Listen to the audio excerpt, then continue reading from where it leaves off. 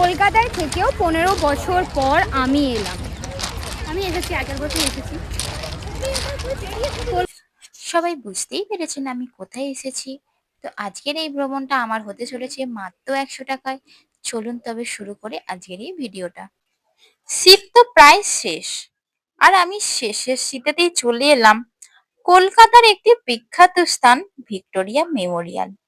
শীতকালে এই ভিক্টোরিয়া ভ্রমণ একদম একটি আদর্শ স্থান।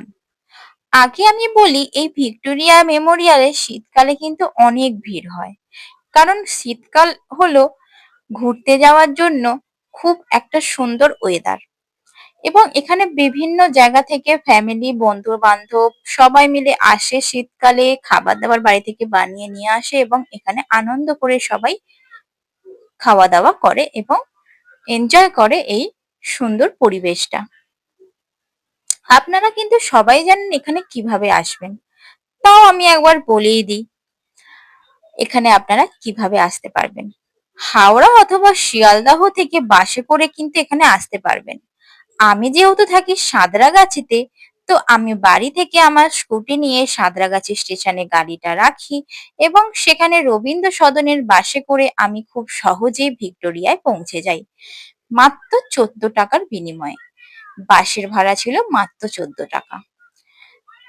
তো এখানে টিকিট কাউন্টারে আমরা যাই এবং সেখানে শুধুমাত্র গার্ডেন ঘোরার জন্য ছিল 30 টাকা এবং ভিতরের গ্যালারি ঘোরার জন্য ছিল 20 টাকা। টোটাল ছিল 50 টাকা। তো আমি এবং আমার বান্ধবী দুজনে এসেছিলাম, দুজনে টিকিট কেটেছিলাম 50 টাকার। আর আমি শুধুমাত্র নিয়ে এসেছি আজকে 100 টাকায়। এখানে দেখি আমি 100 টাকায় ভিক্টোরিয়া ঘুরে বাড়ি ফিরতে পারি কিনা। এবার আমি বলে রাখি, ভিক্টোরিয়া মেমোরিয়াল কিন্তু সোমবার দিন বন্ধ থাকে, বাকি সব দিনই ভিক্টোরিয়া মেমোরিয়াল সবার জন্য খোলা। 1901 সালে যখন রানী ভিক্টোরিয়া দেহত্যাগ করেন এবং তার মৃত্যুর পরে 1906 সালে এই ভিক্টোরিয়া মেমোরিয়াল তৈরির কাজ কিন্তু শুরু হয় এবং 1912 সালে এই কাজ কিন্তু সম্পূর্ণ হয়ে যায় এবং 1921 সালে জনসাধারণের জন্য খুলে দেওয়া হয় এই সুন্দর ভিক্টোরিয়া মেমোরিয়াল হলটি।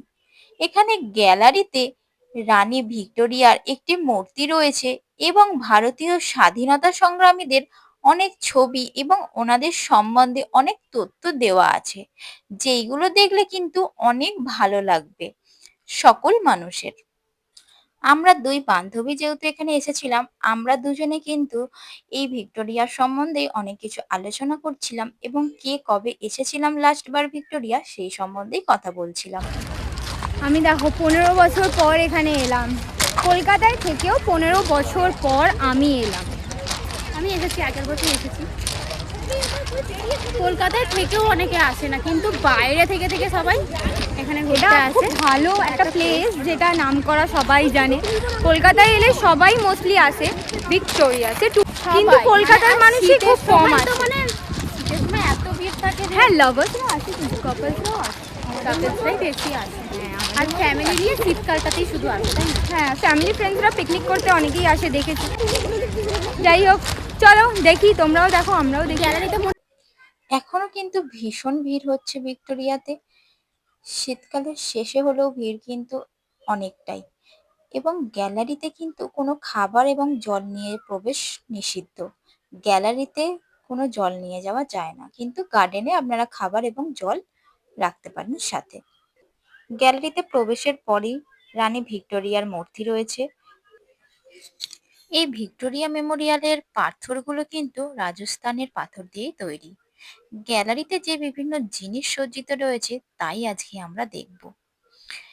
এই 100 বছরেরও বেশি সুবিশাল ভিক্টোরিয়ার প্রত্যেকটি জিনিস দেখে আমরা কিন্তু সবাই মুগ্ধ হই। এখানে কিন্তু বিভিন্ন ধরনের জিনিস রয়েছে যেইগুলো রানী ভিক্টোরিয়া বা স্বাধীনতা সংগ্রামীর অনেকেই এই জিনিসগুলো ব্যবহার করতেন, সেইগুলো এখনো গ্যালারিতে সুসজ্জিতভাবে রয়েছে। এবং গ্যালারিটা ঢুকে প্রত্যেকটা জিনিসই এত মুগ্ধ করে যে বারবার ঘুরে দেখতে ইচ্ছা করে। এখানে কিন্তু ভারতীয় স্বাধীনতা সংগ্রামীদের নানান ইতিহাসও সজ্জিত রয়েছে এবং এখানে লর্ড ক্লাইভের একটি মূর্তি রয়েছে এবং যুদ্ধের সময় ব্যবহারের অনেক জিনিসও এখানে রয়েছে। দ্বিতীয় বিশ্বযুদ্ধের সময় শুনেছিলাম এই ভিক্টোরিয়া মেমোরিয়ালটি কালো রঙে ঢেকে দেওয়া হয়েছিল, কারণ এই সাদা ভিক্টোরিয়ার মার্বেলটি যুদ্ধের সময় যাতে আক্রমণ থেকে রক্ষা পায় তার জন্য কালো রঙে ঢেকে দেওয়া হয়েছিল, পরে আবার সাদা করা হয়েছিল।